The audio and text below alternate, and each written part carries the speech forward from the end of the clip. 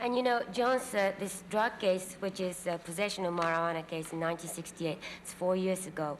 And it was planted, and the sergeant who actually came to arrest us is now suspended from his previous job. He also did the same to George Harrison. You know, there's some question about his method of arrest. And they're all saying, the immigration office saying, well, this is only because of the drug case, you know, and nothing else.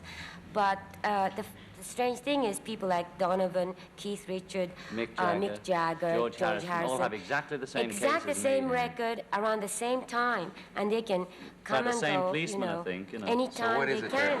It was. He was a headhunter. Yeah. What is it they're after you for? Or they're after us because we talk about peace, you know. I mean, because we want peace, you know. We've said the same thing for 2 years, different way, one way or another, and we believe in it. The only thing we promoted was peace and love, and there've been some rumors like we might go to San Diego to, you know, disrupt the. We're getting blamed for the Chicago convention now. Things like that. It's no kidding. When we approach people for help, somebody somewhere rings them up and says these people are criminals.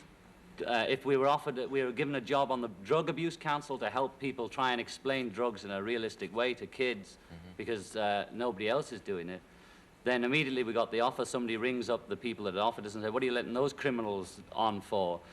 Don't you know that this, that, and the other? Don't you know the... And somebody else rings up and starts talking about they had something to do with Chicago. And the first time we'd ever heard of Chicago is we saw a play of it done on British TV. That's the first time I'd ever heard. They think we're going to San Diego or Miami, wherever it is. We've never said we're going. We ain't going. There'll be no big jam with us and Dylan because there's too much going on. We never said we were going. That's it. There was an editorial in the Times the other day, and I know there have been in other papers. That was great, yeah. Which I completely agree with. I mean, I think it's shocking if you're being deported, and it's ironic that it would happen in the same year that Chaplin was given an award after 20 years after a similar kind of nonsense. You're more responsible for the expression of love and peace in the arts than anyone practically in the 20th century. That's very nice. Thank you. Well, anyway. I'm trying to get this one here. You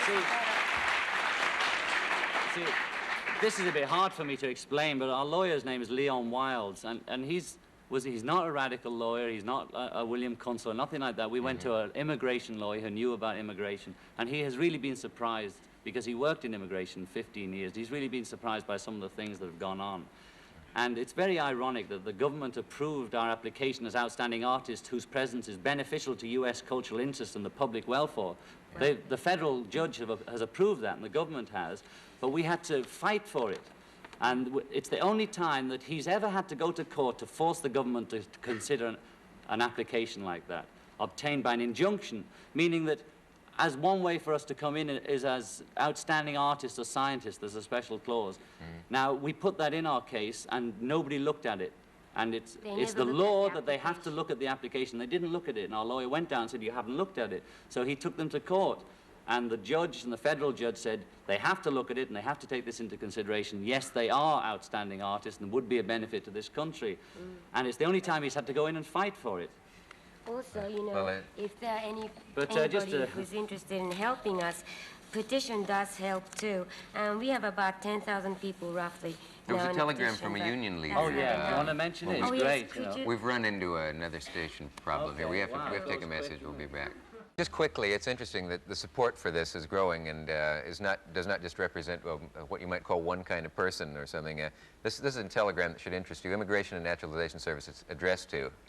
It would be an outrage and a tragedy for this country if John Lennon and Yoko Ono are deported. Their strong anti-drug stand and their clear, eloquent commitment to nonviolence and to participation in action for constructive social change are messages badly needed in America today, particularly for our youth.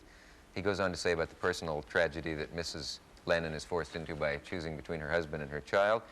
I join thousands of other concerned Americans in asking you to take favorable action enabling John Lennon and Yoko Ono to remain in this country.